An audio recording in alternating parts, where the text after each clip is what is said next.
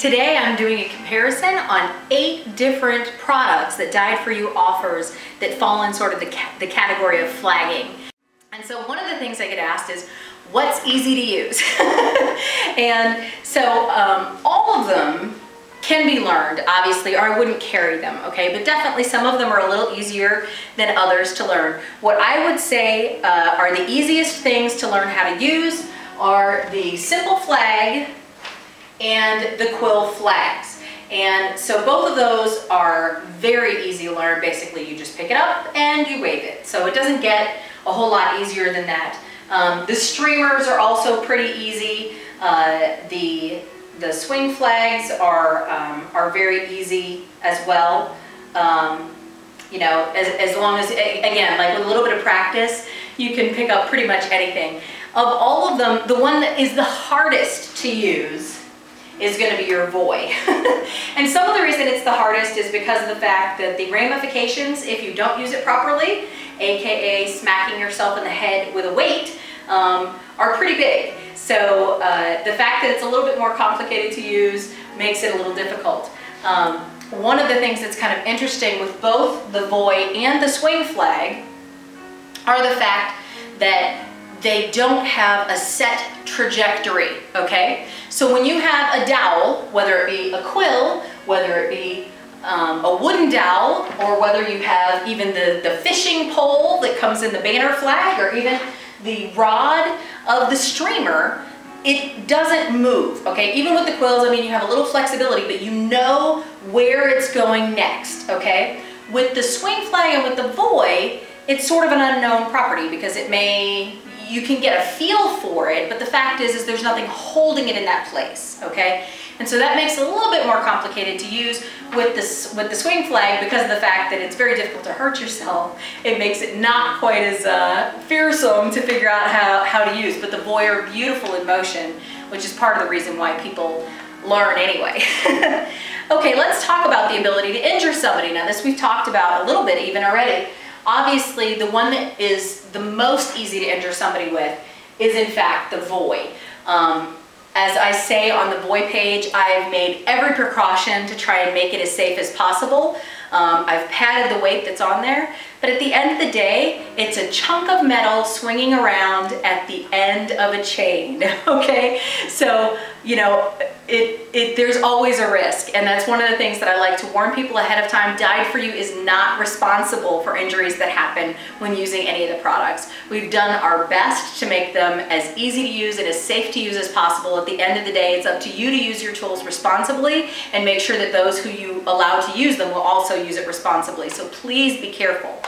On the other end of the spectrum, the one that it is most difficult to hurt somebody with is actually the swing flag. So what I typically tell people is, if you're going to be in close quarters where you're not sure if you're going to hit somebody or not, go with a swing flag. Because basically, short of hitting somebody in the eye with one, it's relatively safe.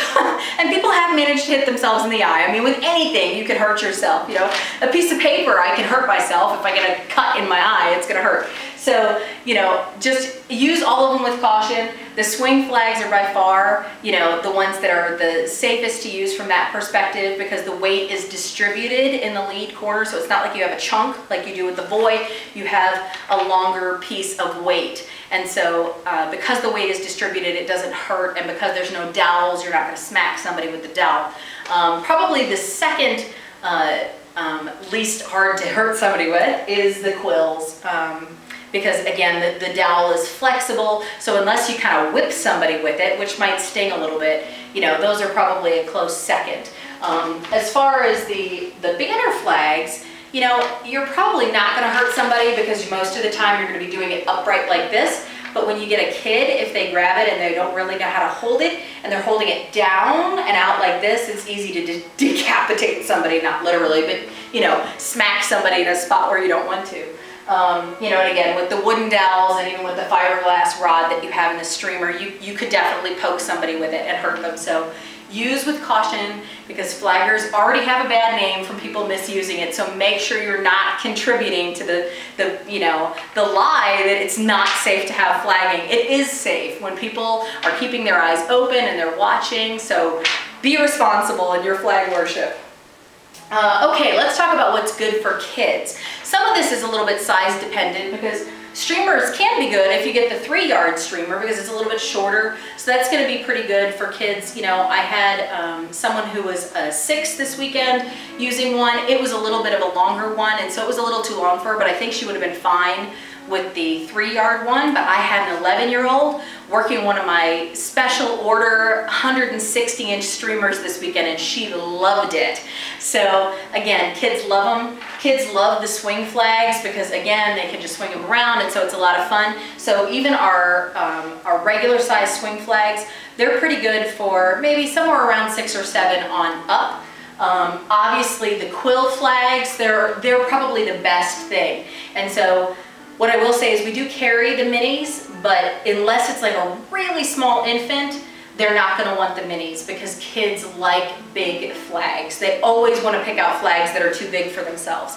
So I frequently suggest the round edge ones. So like the medium round quill is great because what the kids will do is actually grip it on the opposite side from where you'd think, so that the curve is extending up and away from them because it makes the handle not have the silk near their hand, and that feels better to them for whatever reason. So the quills are probably the best product for smaller children. You again just have to monitor it because they can poke each other with it, so you have to be careful. The other thing is since the quills are breakable, you have to keep an eye on how they're using it and make sure that they're using it as carefully as possible. And again, you know, if you have quill breakthrough, it does happen. I know I haven't talked about that yet, but we will. It does happen, but it's easily remedied, okay? So it's very inexpensive and easy to send off and have those repaired in the event that you have a quill break.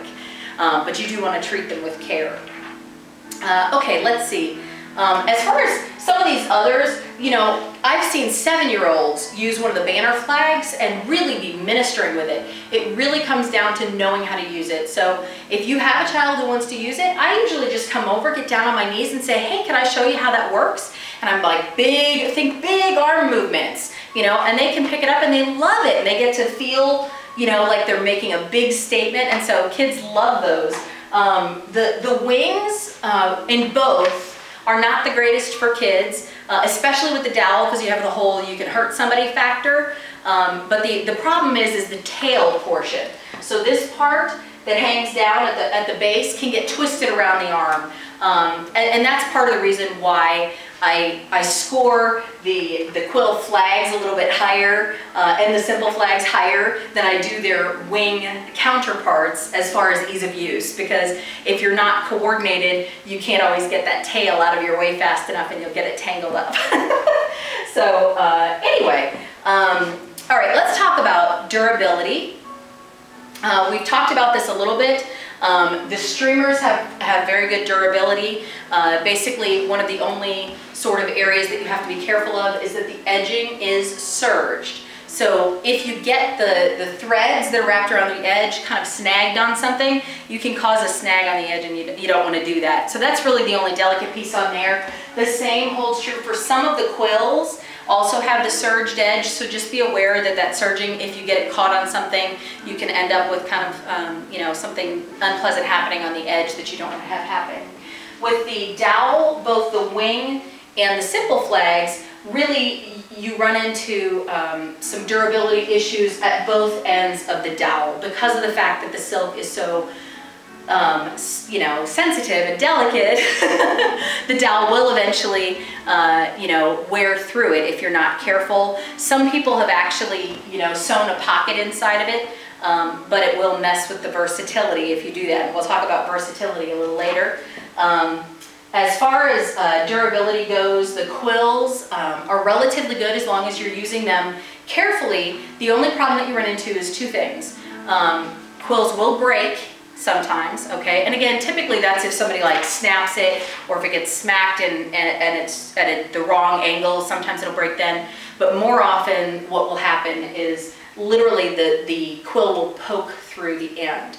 And what we have found is whenever you have breakthrough in the physical, it usually is manifesting the breakthrough that you've actually had in the spiritual realm. So don't be frustrated. We have a blog post on the quills that tells you, it gives you the form that you can download to print out to send them in to get them repaired. It's very reasonable. So don't be afraid. You haven't just blown a whole pair of quills. You can get them fixed very easily. As far as durability on the banner flags, where you have the biggest problem tends to be up near the top. And there's two different ways that I can do the top of the banner flag, depending on whether you're going to be the only person using it or whether you'll be allowing others to use it in corporate worship. What I have found is that when you let other people who you're not getting to teach them the best way to use it each time use it, you really need to have it set up for people to use it wrong. And so we have to make it a little bit more rugged, and in doing that we have to leave it open at the top so that it can clip onto the silk, which can kind of tear up the silk a little bit at the top, but it does definitely make it more durable long term. The area that looks kind of rugged over time is so small in comparison with the size of the flag, and because of the height and the fact that it's in motion, you really don't see it. So even though it's there, you won't necessarily see it, so it doesn't impact the look of the flag as much, but you do need to be aware that that happens. And finally, the durability, probably gold star, goes to the swing flags, which are, I won't say indestructible because I've had some men that have done a job on them.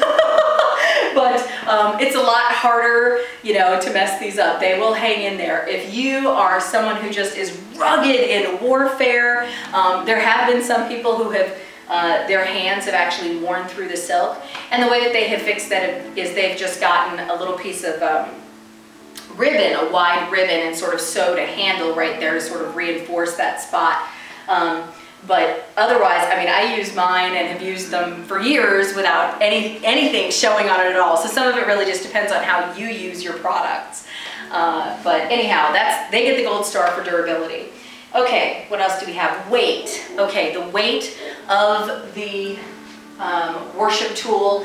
The lightest weight ones are the quills, by far, okay? Coming in next would probably be the streamer, followed by a tie probably between the swing flags and the simple flags, and then probably the dowel wing, followed by the banner, and last but not least the voy, which is by far the heaviest, which also means as far as arm strength goes, the voy requires the most arm strength. Really, none of them are that bad. I have to say that the dowels that we use in these really are fairly lightweight, so even these are not that bad. And really the weight as you move it, the arm strength that's needed, really comes more from how big it is, so because that's catching drag, you know, from the wind.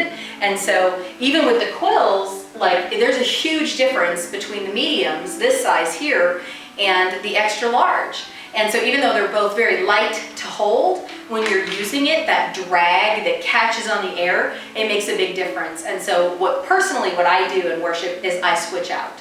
And so I might use swing flags for a song, and then I might use the quills for a song, you know, and so I'll go back and forth. With the swing flags, because of the fact that they have no dowel to give them, or rod to give them a shape, that means that they have to constantly be in motion to look like a flag.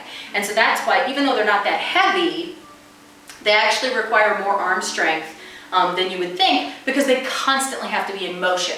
So it's not like if your arm gets tired, you can sort of stand there and sort of sway. You literally have to keep it in motion to have it look like a flag. Now there's some where you can do down low, so it's not, you know, you can give your arm a break if you want, or you can put two in one hand and kind of do it that way. So there's ways to work around it, but you do mostly have to stay in motion. So again, it really just comes down to preference, what feels comfortable. And again, for me, I switch it up, because then you get variety in your worship. It looks beautiful. Your arm doesn't wear out because you're using different muscles depending on which flags you're using. So that's what I suggest. Let's talk about what's good in corporate worship, because this is something I get asked very regularly. So as far as corporate worship goes, the streamer is very good. Depending on how much space you have will depend on if you want a 3-yard or a 4-yard. The swing flags, as I said, are fantastic for corporate worship because it's so difficult to hurt somebody with it. So if you're in a small home group or something like that, get a swing flag. Swing flags are great for that. The simple flags, I say they're kind of fair. It depends how much space you have, because you do have the wooden dowel factor going on, and so that's really your biggest issue there. Same with the dowel wings. The quills are good as well. You know, you want to be careful that you're not poking somebody, but it will depend on which size you're using. But again, these are very good as well. The banner flags are great if you've got, or good anyway, if you've got the ceiling room for it, you know, because again, most of the time it's mostly upright, and so you're not going to be smacking somebody else. So the big one is the void. If you're in corporate worship and you're doing a worship presentation, so you're on stage and you have your own space, the void is great. If you are out in the congregation, I do not suggest using a void unless you literally have like a designated space, no one's going to come in it. It is just too easy to smack somebody with it. I've seen bruises left by getting smacked with it, and trust me, it's one thing when you do it to yourself, it's another thing when you do it to somebody else, like a 5-year-old who runs into your worship sphere without paying attention and you don't see them because they come in from your blind spot. I mean, you don't want to hurt somebody with it, so really be careful about where you're using the void, okay? And then finally, let's talk about versatility, okay? So some of the things that we offer, they're not that versatile from the standpoint of, you know, like with the quills, they're fantastic. The only thing that they can really be are quills. So the quill is permanently attached, so they are great for what they do, but they really have like one thing that they do, okay? With the swing flags, it's pretty similar. The only difference is that some people will throw the swing flag over their head and use it as a head covering when they're praying. It's a little bit awkward because you do have the weight in there, so it's not ideal for that. So it has a little bit more, you know, versatility than the quills do, but not a whole lot. The streamers, because of their length, they don't have an enormous amount, but at the same time, you can take them off of the streamer rod, which is great. So you can have like one rod, multiple streamers, you can take them off. On the 3-yard one, you could probably use it around your neck if you took the ring out of the end of it that it clips onto. So you could get creative in your use with this, maybe, if you're pushing it. The ones that are really versatile, though, are the voy, the dowel wing, and the banner and the simple flag are pretty good. Both the banner and the simple flag, you can pull them off, which means you can dance with them if you want to. So you can have it as a flag or you can dance with it. Because of the elastic that is in both of these flags, you might not necessarily want to wear it, but you can at least dance with it, okay? With the wing, you can slip the dowel out and you can dance with it, you can wear it, so you have a lot of options. And with the voy, you actually can untie the voy from the weight and you literally just have the plain silk, which again means you can wear it, it means you can dance with it. It also means that if you want to, you can buy another silk and use it on the same voy weight. So let's say that your first voy weight is royal blue because the silk that you got is royal blue, purple, and turquoise. And so you want to get a new one. And so you contact me and you're like, I want a new silk. It's going to be used on my royal blue weight. Well, I'll pray about it. You might end up with something that's royal blue, red, and who knows what. You know what I mean? So it's different colors. But as long as I know what color the voy weight is, we can dye it to match. And so that gives you more versatility. So hands down, the voy has the best versatility. But each of the products has its pros and cons. Obviously, you've been able to hear that as I've gone through the list. Hopefully this has been helpful to you. If you have questions, don't hesitate to ask. Thank you and happy worshiping.